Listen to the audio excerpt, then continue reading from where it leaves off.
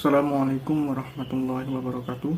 Saya Sirojudin Mutawali akan menyampaikan tentang bagaimana cara-cara atau tahap-tahap pengadaan koleksi perpustakaan.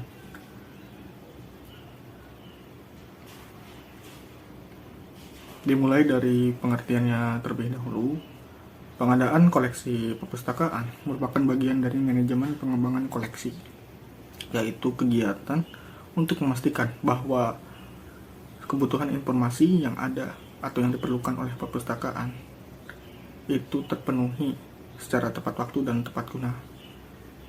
Nah, adapun beberapa jenis bahan pustaka yang ada atau yang perlu diadakan oleh perpustakaan, yaitu karya cetak, karya non-cetak, bentuk mikro, dan karya dalam bentuk elektronik. Karya cetak ini sudah sering kita jumpai ya di perpustakaan, seperti buku, majalah, dan bahan-bahan bacaan lainnya yang berupa cetak. Dan yang kedua, bahan non-cetak itu ada mikro, ada juga berupa rekaman suara, dan yang ketiga itu ada karya dalam bentuk elektronik. Ini yang terbaru dari kedua di atas tadi, yaitu karya biasanya berbentuk video, film yang berkaitan dengan sumber-sumber perpustakaan atau sumber pengetahuan. Lalu berikutnya ada kebijakan pengembangan koleksi perpustakaan. Koleksi yang baik di sebuah perpustakaan tentunya berasal dari pemilihan bahan perpustakaan yang baik pula. Untuk itu diperlukan kebijakan sebagai patokan utama atau sebagai acuan untuk pengembangan koleksi perpustakaan. Dengan kebijakan pengembangan koleksi yang secara resmi disahkan oleh pimpinan atau pihak yang berwenang, seperti halnya di sini misal perpustakaan perguruan tinggi itu disahkan oleh pimpinan perpustakaan perguruan tinggi sebagai pegangan untuk mengembangkan koleksi perpustakaan yang ada. Selanjutnya, berdasarkan buku pedoman perpustakaan perguruan tinggi, kebijakan pengembangan koleksi didasari oleh asas sebagai berikut. Yang pertama, kerelevanan. Yang kedua, berorientasi kepada kebutuhan pengguna. Yang ketiga, kelengkapan. Yang keempat, kemutakhiran. Dan yang kelima, kerjasama.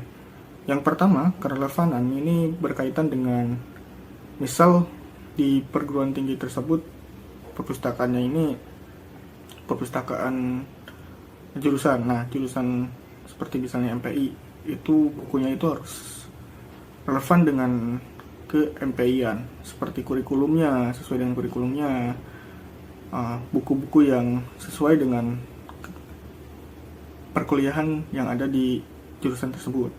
Yang kedua, berorientasi kepada kebutuhan pengguna. Ini harus diperhatikan seperti perpustakaan ini didesain untuk mahasiswa, untuk alumni, untuk dosen, maka keperluannya pun harus terpenuhi. Keperluan-keperluan dari ketiganya ini kan berbeda ya. Mahasiswa berbeda, dosen berbeda, dan juga alumni berbeda. Nah, ini perlu dipenuhi agar nantinya mereka bisa mendapatkan sesuatu informasi yang mereka butuhkan sesuai dengan kategorinya. Yang ketiga yaitu kelengkapan. Kelengkapan ini sumber-sumber pustaka yang berkaitan dengan sumber utama. Misal tadi ke-MPI-an ya, berkaitan yang dengan ke-MPI-an itu apa. Nah, itu perlu ada bukunya supaya ketika membutuhkan satu ilmu yang berhubungan dengan MPI itu mudah untuk dicari. Yang keempat, kemutakhiran. Kemutakhiran ini berkaitan dengan pembaruan ilmu yang ada saat ini. Jadi ketika pengembangan ilmu pengetahuan itu berjalan, perpustakaan sudah memiliki buku-buku yang sesuai dengan perkembangan ilmu pengetahuan. Yang kelima, kerjasama. Ini kaitannya dengan kerjasama di semua pihak yang ada di perpustakaan, seperti pengelola perpustakaan, pustakawan, lalu pemustaka sebagai pengguna perpustakaan, dan juga jika di perguruan tinggi tadi ada dosen dan bidang-bidang lainnya. Nah, berikutnya ini ada pemilihan bahan seleksi. Pemilihan bahan seleksi ini merupakan suatu hal yang harus sesuai dengan pedoman atau prinsip seleksi. Prinsip seleksi ini yang pertama, semua bahan harus dipilih secara cermat, sesuaikan dengan keperluan pemustaka menurut prioritas yang telah ditetapkan. Yang kedua, pengadaan bahan pustaka didasarkan atas peraturan tertulis yang merupakan kebijakan pengembangan koleksi yang disahkan oleh tanggung jawab lembaga di mana perpustakaan tersebut bernaung. Untuk memenuhi pemilihan bahan pustaka yang baik sehingga dapat menunjang pemustaka dalam proses di perpustakaan, maka memerlukan alat bantu. Alat bantu ini biasanya digunakan untuk memilih bahan perpustakaan agar proses penunjangan tadi bisa berjalan dengan baik. Alat bantu ini biasanya berupa 1. Silabus mata kuliah atau mata pelajaran, 2. Bibliografi, yang ketiga tinjauan dan resensi buku, yang keempat pangkalan data perpustakaan, yang kelima sumber-sumber lain dari internet, yang keenam books in print, yang ketujuh katalog penerbit. Pemilihan bahan pustaka adalah salah satu usaha bersama antara staf pengajar dan staf perpustakaan. Nah, yang berhak dalam melakukan pemilihan bahan pustaka menurut buku pedoman perpustakaan perguruan tinggi yaitu yang pertama pustakawan, yang kedua wakil sivitas akademika, yang ketiga wakil unit penelitian dan unit lain yang terkait. Sementara untuk yang berhak mengusulkan pembelian bahan perpustakaan yaitu yang pertama pustakawan, yang kedua tenaga pengajar dan peneliti, yang ketiga mahasiswa atau siswa, yang keempat pihak atau unsur unit kerja lain. Nah, ini kita sudah mencapai langkah terakhir, langkah yang sangat-sangat penting dalam pengembangan koleksi perpustakaan, yaitu pengadaan bahan pustaka. Pengadaan bahan pustaka ini merupakan apa yang telah tadi kita terapkan atau kita lakukan satu persatu, langkah yang dimulai dari awal tadi, itu merupakan semata-mata untuk mengadakan bahan pustaka. Nah, dalam kegiatan pengadaan bahan pustaka ini, perpustakaan terikat dan sekaligus harus patuh dengan rambu-rambu yang ada dalam kebijakan pengembangan koleksi. Menurut buku pedoman perpustakaan perguruan tinggi, ada tiga cara untuk mengadakan bahan pustaka di perpustakaan. Yang pertama melalui pembelian, yang kedua melalui sumbangan atau hadiah, dan yang ketiga tukar-menukar.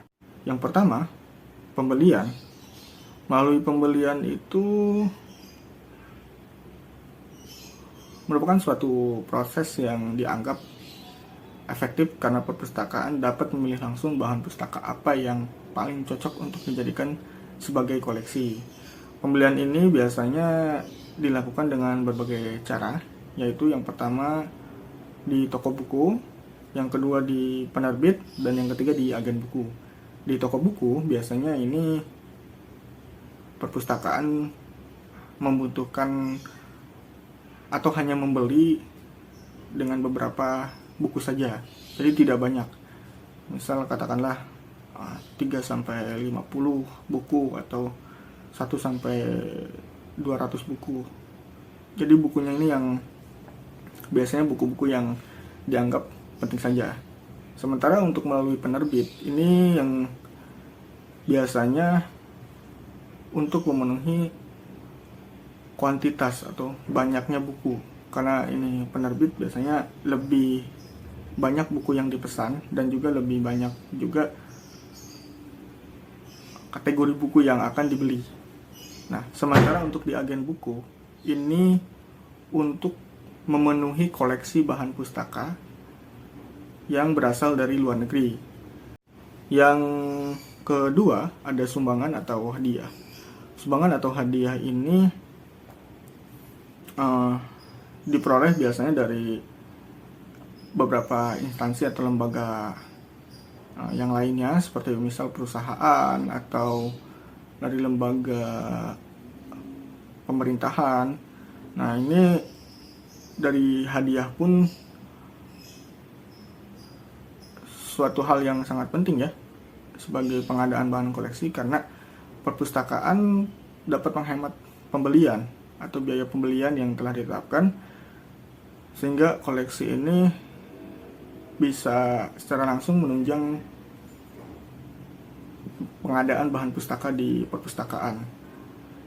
Nah, dalam prosesnya, koleksi bahan pustaka yang berupa hadiah ini dapat diperoleh secara langsung dari penyumbang atau perpustakaan mengajukan atau meminta hadiah tersebut. Dalam prosesnya, bagi perpustakaan yang menerima bahan hadiah secara langsung, perlu yang pertama meneliti semua kiriman bahan perpustakaan dan mencocokkannya dengan surat pengantarnya. Dan yang kedua, memilih bahan perpustakaan hadiah yang dibutuhkan. Yang ketiga, menyisihkan bahan perpustakaan hadiah yang tidak diperlukan. Sementara untuk perpustakaan yang meminta hadiah bahan perpustakaan, perlu yang pertama menyusun daftar bahan perpustakaan yang diperlukan. Yang kedua, mengirimkan surat permohonan bahan perpustakaan hadiah, dan setelah bahan perpustakaan diterima, memeriksanya. Yang ketiga, memeriksanya dan mencocokkan daftar kiriman bahan perpustakaan hadiah dengan surat pengantarnya. Dan yang keempat, mengirimkan kembali surat pengantar disertai ucapan terima kasih. Yang kelima, mengolah bahan perpustakaan hadiah yang diterima seperti pengolahan bahan perpustakaan biasa. Nah, baik, itu cara yang kedua. Dan cara yang ketiga adalah tukar menukar. Nah, ini yang salah satu cara yang jarang diterapkan ya di perpustakaan, karena ini perlu ada kerjasama terlebih dahulu antar perpustakaan untuk melakukan kegiatan tukar menukar. Pengadaan ini dilakukan adanya kerjasama tadi antar perpustakaan, lalu perpustakaan yang ingin menukarkan bahan pustaka biasanya memiliki jumlah koleksi yang banyak, sehingga tidak diperlukan lagi di perpustakaannya, tapi diperlukan di perpustakaan lain. Nah, untuk memenuhi atau melakukan pertukaran bahan pustakaan, itu perlu melakukan yang pertama, mendaftar bahan perpustakaan yang akan dipertukarkan. Yang kedua, mengirimkan daftar penawaran disertai persyaratannya. Yang keempat, menerima kembali daftar penawaran yang sudah dipilih pemesan. Yang kelima, mencatat alamat pemesanan. Yang keenam atau yang kelima, menyampaikan bahan perpustakaan yang dipilih oleh perpustakaan atau lembaga yang memesannya.